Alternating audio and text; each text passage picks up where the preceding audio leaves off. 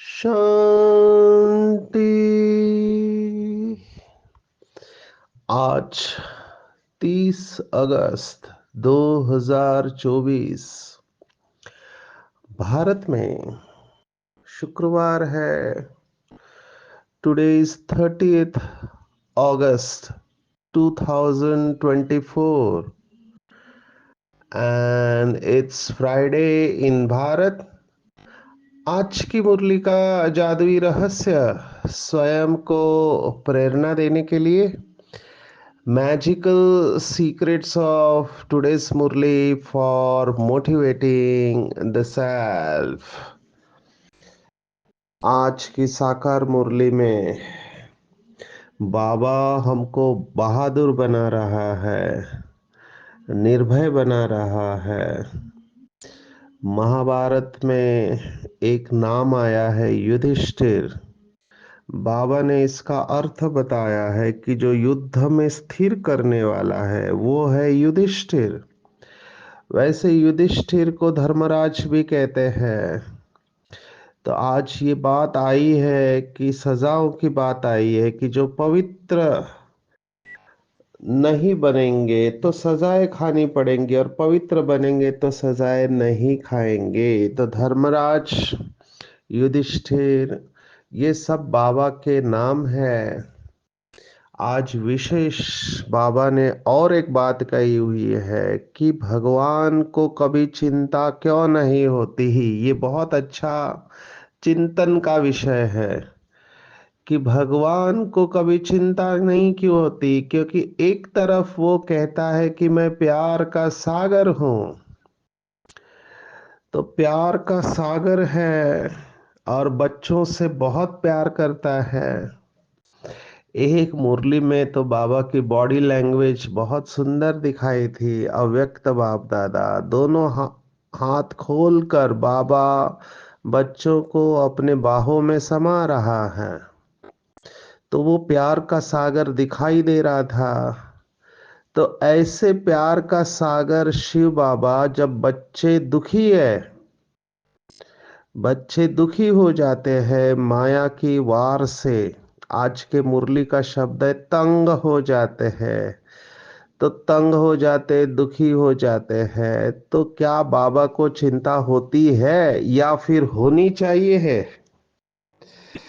ये बहुत सुंदर शब्द है। तो बाबा ने जवाब दिया, बाबा को कोई चिंता नहीं होती,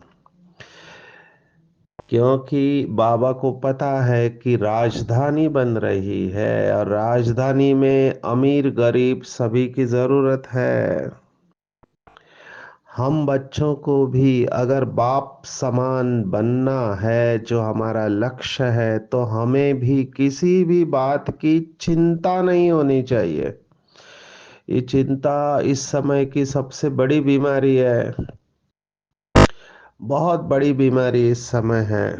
हर एक को चिंता हो रही है। इसको कलयुग को जो भी नाम दिए गए हैं, दुखधाम है वगैरह वगैरह, इसको चिंताओं का युग भी कह सकते हैं। बच्चे से लेके बूढ़े तक हर एक को चिंता है।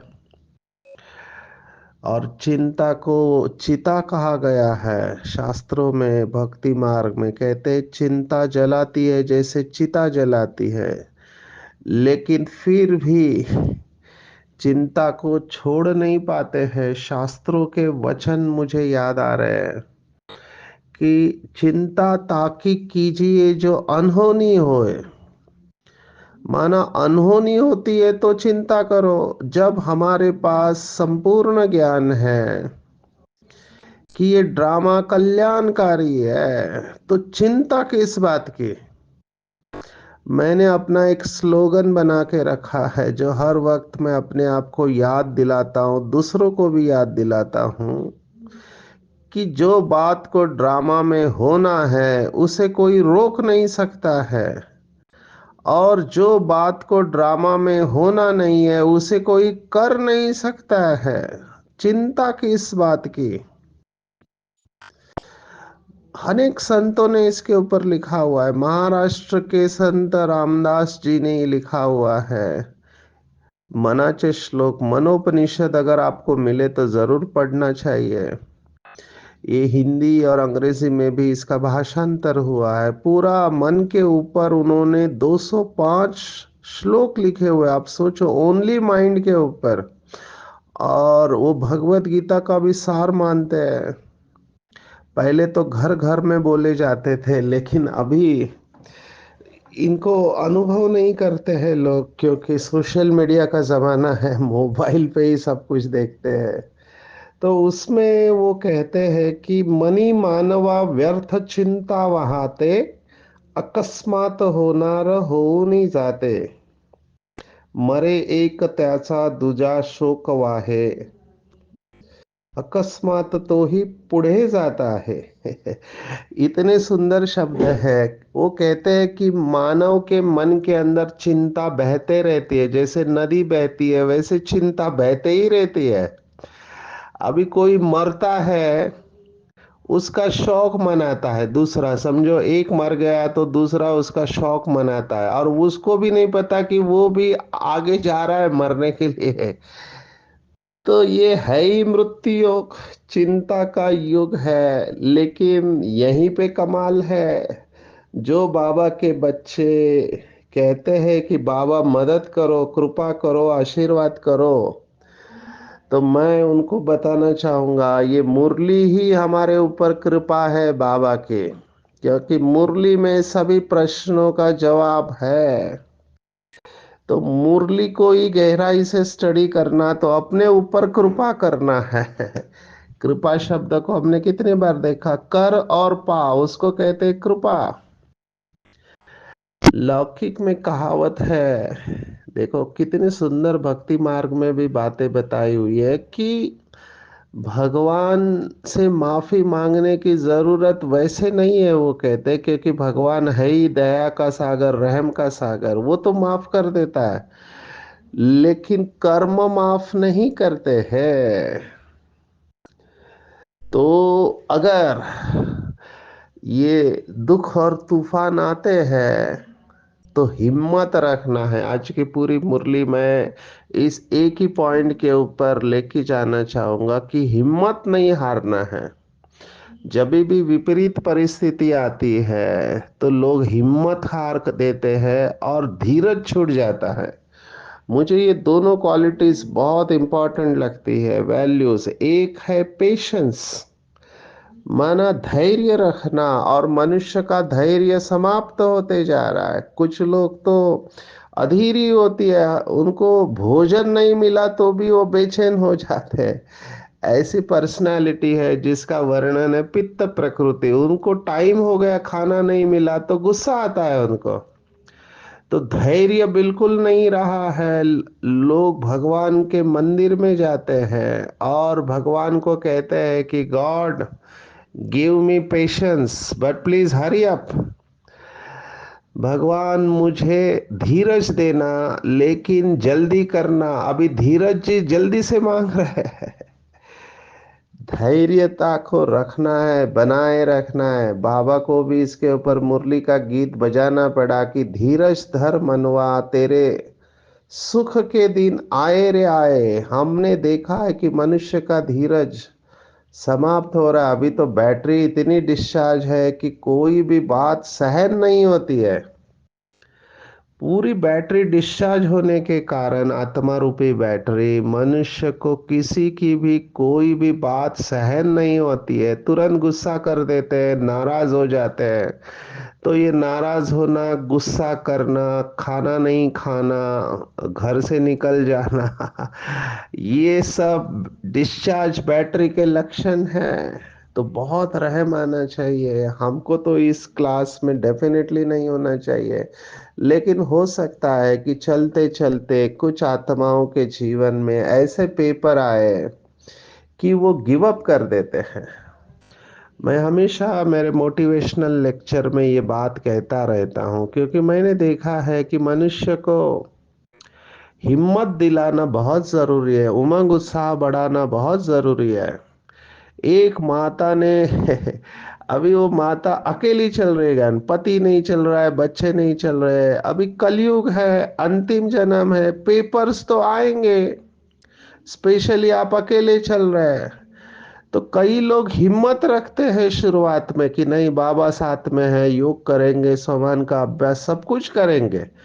लेकिन आप थोड़ा गहराई में जाके देखो कि जो हाउसवाइफ है, गृहिणी है, तो उसको घर भी संभालना है, भोजन भी बनाना है, बच्चों को भी संभालना है, पति को भी संभालना है, कितनी सारी बातें उसको अकेले को करनी पड़ती है। हम इसको मल्टीटास्किंग कहते हैं।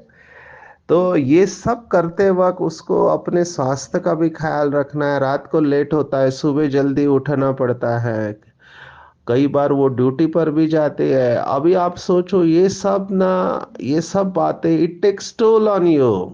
आपकी शक्ति खत्म हो जाएगी थोड़े समय बाद अगर आपका योग अच्छा नहीं है तो, और आप गिव अप करेंगे। तो उस माता ने कहा मैं बाबा का हाथ छोड़ रही हूँ, क्योंकि मेरे से ये हो नहीं रहा है, मैं बैलेंस नहीं रख पा रही हूँ, इससे तो पुरानी दुनिया अच्छी थी। अभी ये सब क्यों हो रहा है? ये एग्जैक्टली यही बात आज की मुरली में बाबा ने कहा है कि बहुत बच्चे तंग होकर बाबा का हाथ छोड़ देते, युद्ध नहीं करते हैं। इसीलिए भक्ति मार्ग अच्छा लगता है, ज्ञान मार्ग में तकलीफ होती है, क्योंकि जैसे आप आगे जाओगे, तो बाबा ने जैसे कहा रुस्तम के साथ माया भी रुस्तम होकर लड़ती है। आप अगर केबीसी गेम को देखेंगे तो कौन बनेगा करोड़पति गेम में, वो लोग बहुत इंटेलिजेंट होते हैं। वो लोग पहले जो कॉन्टेस्टेंट आता है उसका सब हॉबीज इंटरेस्ट देख लेते हैं। तो जो जिसको जिस फील्ड में इंटरेस्ट है, तो डेफिनेटली इंटरेस्ट है माना वो उस फील्ड की जानकारी रखता है, फिर युक्ति से ये भी निकाल लेते कि इसको कौन सी बातों में इंटरेस्ट नहीं है। उसका मतलब वो उसके बारे में जानकारी कम रखेगा, तो शुरुआत में तो उसको जीतने देते हैं। लेकिन देखता है कि अभी ये ज्यादा धन जीतने वाला है, तो उसको उसी फील्ड से प्रश्न पूछेंगे जिसके बारे में उसको इंटरेस्ट नहीं है, या फिर प्रश्न को कॉम्प्लेक्स करते जाते हैं, माने कठिन करते जाते हैं। ये सब गेम्स का बेसिक रूल है। अभी आजकल एक और ऑनलाइन जुआ निकल रहा है, रमी सर्कल करके, रमी करके एक गेम होता है पत्तों का। कितने सारे गेम निकले, बस खेलते रहो आप, अब उसमें पैसा कमाते हैं ये लोग, बहुत पैसा कमाते हैं। तो उसमें भी, या पबजी नाम का एक वीडियो गेम आया था जिसमें बहुत बच्चों ने लास्ट में आत्महत्या की है, उसके ऊपर बैन भी आ गया भारत में। लेकिन ये रमी सर्कल के ऊपर बैन नहीं आया अभी तक। तो मुझे ये सब केसेस मिलते हैं। अभी मैं पुलिस का सेशन ले रहा था तो उन्होंने मेरे को कहा कि इससे कैसे छूटे, क्योंकि बैठे बैठे खाली रहते हैं तो ये गेम्स खेलते रहते हैं मोबाइल पे, उसकी आदत लग जाती है और फिर उससे निकलना मुश्किल हो जाता है। तो ये गेम वाले बड़े चालाक होते हैं, मार्केटिंग वाले लोग बहुत चालाक है। उनको पता है कि पहले आदत लगाना है, एक बार आदत लग गई तो फिर वो इसके बगैर रह नहीं सकेंगे, उनको अपने आप आना पड़ेगा। ये सब ऑर्गेनाइज क्राइम नेटवर्क ड्रग्स में भी होता है, पहले यूथ को, स्कूल के कॉलेज के बच्चों को आदत लगाते हैं ड्रग की, और एक बार आदत लग गई तो उनको पता है कि ये इसके बगैर रह नहीं सकता है। तो माया भी कुछ ऐसा ही करती है। इसलिए मैं फिर से कह रहा हूं, चाहे कुछ भी हो जाए हमको हिम्मत नहीं हारना है। मैं महसूस कर सकता हूं कि तकलीफ तो होती है, कोई भी एडिक्शन छोड़ते हैं, नशा छोड़ते हैं तो उससे तकलीफ तो होगी। जैसे शराब पीने वाला शराब छोड़ेगा, सिगरेट वाला सिगरेट, उसको तकलीफ होगी, वो तकलीफ को सहन नहीं कर पाते, ये सहन शक्ति की कमी है। हर व्यक्ति कंफर्ट जोन में रहना चाहता है, आराम पसंद चाहता है, मेहनत नहीं चाहता है। तो जो हिम्मत रखते हैं, मेहनत करते हैं, उनको कोई रोक नहीं सकता है। अभी ऐसे नहीं कि बाबा के बच्चे जिनके पास पेपर नहीं है, नो, रॉन्ग। मोटिवेशन में हम बताते हैं कि people succeed not in absence of problem but in spite of the problem. माना लोग सफल समस्या के नहीं होते हुए नहीं होते हैं, समस्या होने के बावजूद भी लोग सफल होते हैं, क्योंकि वो दृढ़ रहते हैं अपने श्रेष्ठता में। तो मैं ये सब इतना विस्तार क्यों बता रहा हूँ?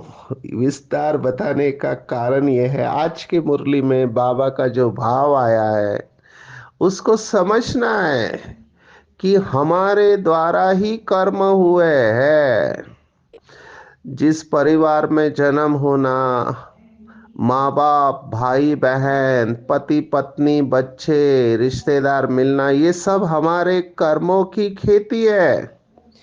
जिनके साथ हमारे कड़े हिसाब किताब होते हैं वो हमारे ब्लड रिलेशनशिप में आते हैं, माना खून के रिश्तों में आते हैं।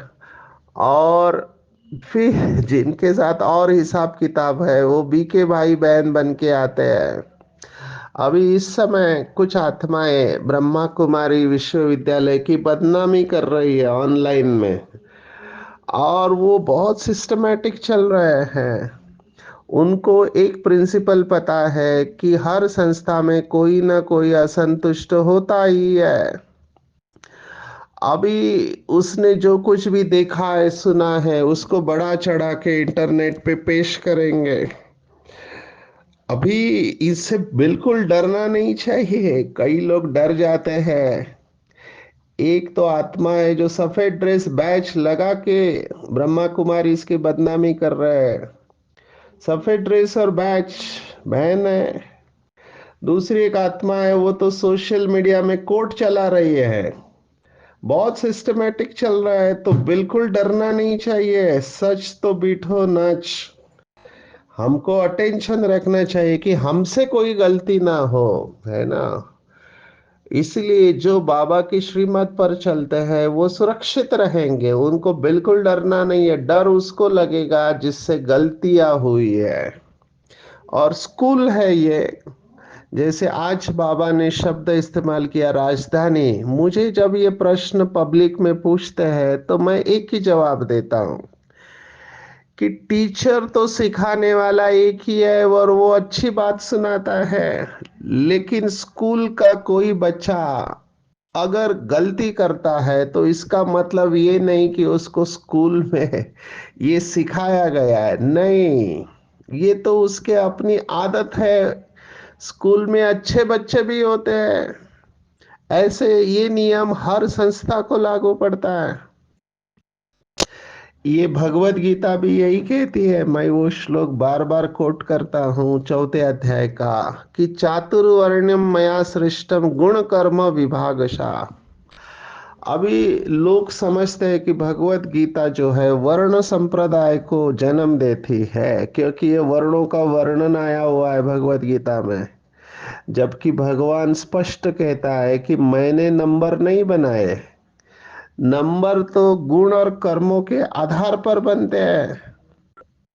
बाबा तो कितनी श्रेष्ठ बातें मुरलियों में सुनाता है, लेकिन धारण करने वाले के ऊपर है। अभी किसी के माँ बाप प्रिंसिपल है, मेरे पास ये सब केसेस आते हैं। अभी एक बहुत बड़े डॉक्टर है, दोनों सुपर स्पेशलिस्ट है और दोनों नामी ग्रामी है, लेकिन उनका लड़का ड्रग्स में फंस गया। अभी उनको पता चला तो डरे हुए हैं, क्योंकि इज्जत का सवाल है। तो कॉन्फिडेंशियल रखना पड़ता है, माना सबको हम बता नहीं सकते हैं। अभी माँ बाप इतने अच्छे लेकिन लड़का ऐसा निकला, तो इसका मतलब ये नहीं कि माँ बाप ने उसको वैसा बनाया, नहीं। उस आत्मा का ड्रामा में पार्ट कहो, जो भी आप कहो, तो हमको डरना नहीं चाहिए। मेरा सब कहने का भाव है निर्भय बनो, बिल्कुल डरना नहीं है, बाबा को साथ में रखना है।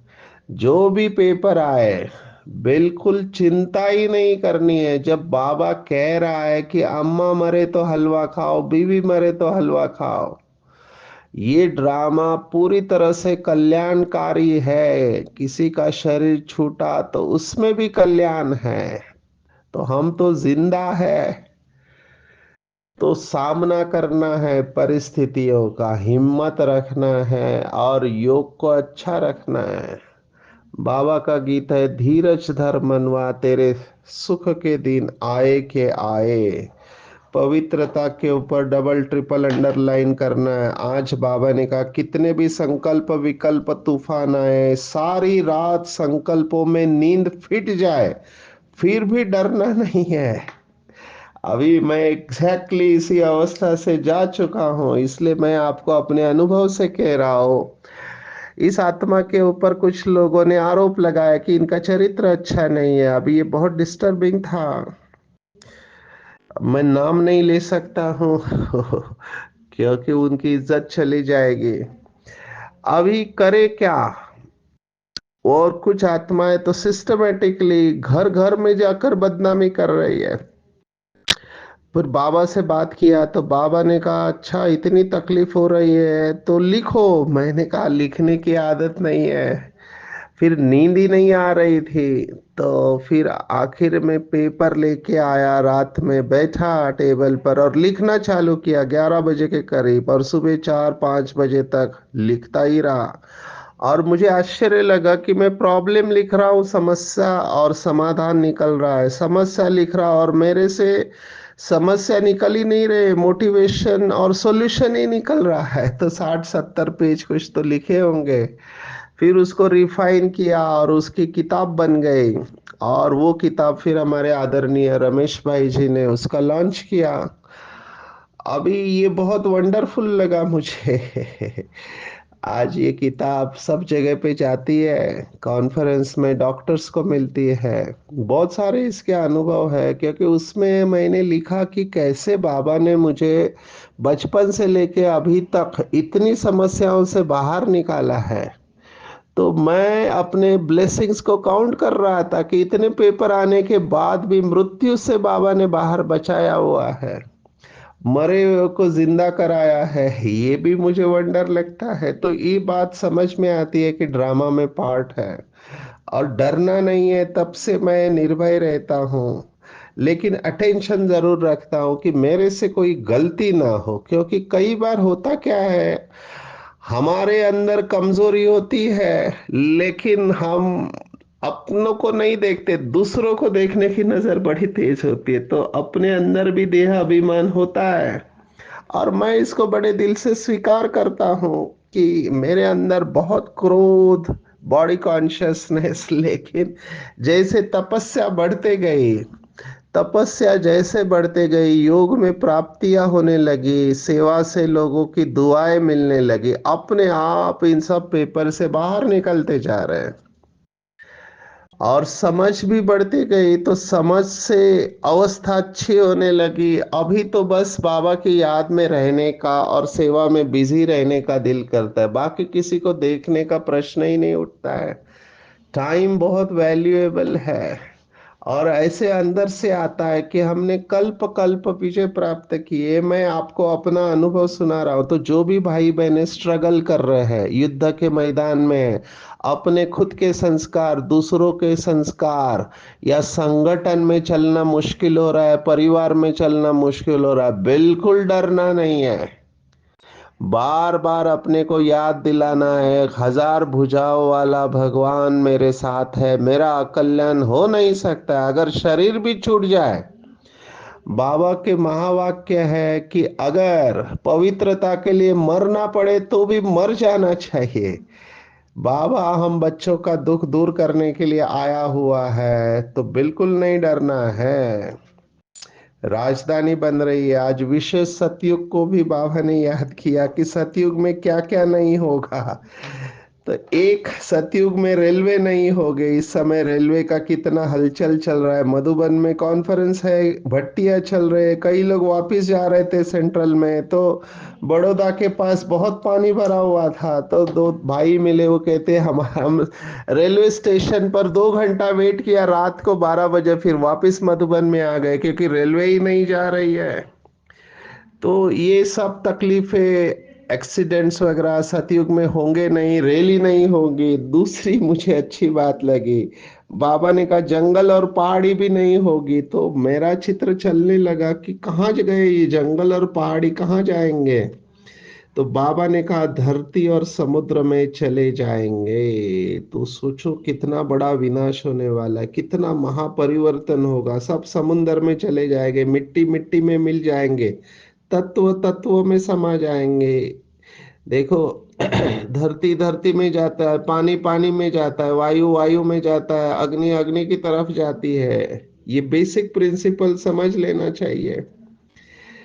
फिर और एक इंटरेस्टिंग बात मुझे लगी, बाबा क्या क्या बोलता है। देखो भगवान है, बाबा ने कहा सतयुग में लिपस्टिक आदि नहीं लगाएंगे। अभी ये बहुत इंपॉर्टेंट बात है।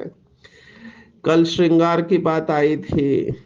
लिपस्टिक क्यों लगाई जाती है? क्योंकि लिपस्टिक्स माना लबों के ऊपर वो कलर लगाते हैं मैं तो कलर ही कहता हूँ, वो आकर्षित दिखने के लिए। और होठों से क्या क्या काम किया जाता है, तो आकर्षण करने के लिए लिपस्टिक लगाते हैं। एकदम डार्क कलर होता है। अभी ये सब करने की सतयुग में जरूरत ही नहीं है, नेचुरल ब्यूटी होंगी वहां पे।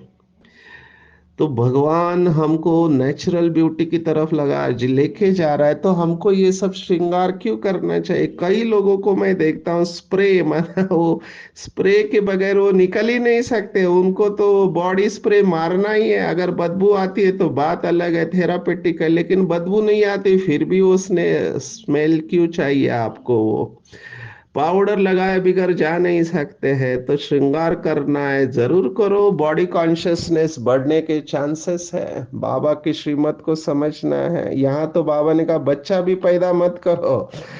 देखो भगवान पॉपुलेशन कम करने को कह रहा है, बच्चा पैदा ही मत करो क्योंकि बाद में दुख मिलने वाला है। तो ये आज की पूरी मुरली है। मेन मुझे पॉइंट अच्छी लगी इस समय, आप चाहो नहीं चाहो देखो भगवान क्या क्या ऊपर से देखता है। बाबा ने कहा अल्पकाल की खुशी के लिए कितना समय और धन व्यर्थ करते हैं लोग, फिर भी सच्ची खुशी नहीं मिलती है। कितना पैसा, कितनी पार्टियां करते हैं, घूमने को जाते हैं, कपड़े खरीदी करते हैं, होटल में खाते हैं, फिर भी सच्ची खुशी जो मिलनी चाहिए वो नहीं मिलती है। ऐसे समय पर हम खुशी के देवता बने, महादानी बने, फ्रांक दिल से खुशी बांटनी है। इसके लिए बहुत रहम का गुण चाहिए, उसके लिए महसूसता चाहिए। जो मैं बार बार कह रहा हूं कि आपको दिखाई देगा कि लोग दुखी है, और कोई भी खाने पीने की चीजें, कपड़े, शरीर का सुख, ये इनके दुख को दूर नहीं करने वाला है। परवश होते जाएंगे और ट्रैप में फंसते जाएंगे। ये माया का ट्रैप है। और कभी भी मत सोचो कि ये नहीं सुनने वाले, ये भी एक ब्लॉक है। कई बीके मुझे कहते हैं कि ये सुनने वाले ही नहीं, कभी भी किसी को सर्टिफिकेट नहीं देना है। मेरा काम है बांटना, लेना नहीं लेना उसका पार्ट है। रहम दिल बन देते जाएंगे। तो मेरा अनुभव कहता है कि शुभ भावना आज नहीं तो कल जरूर काम करेगी। तो देते जाओ। हमारे जैसे खुशी के देवता कोई बन ही नहीं सकते। हमारी खुशी अविनाशी है, किसी भी व्यक्ति और वस्तु के ऊपर डिपेंडेंट नहीं है। खुशी अगर किसी आधार पर होगी तो वो खुशी जाने वाली है। ये आप बात पक्की गांठ बांध लो। किसी भी आधार के ऊपर खुशी है तो वो खुशी जाने वाली है। जो निराधार तपस्या करते हैं वही सच्ची खुशी का अनुभव करते हैं।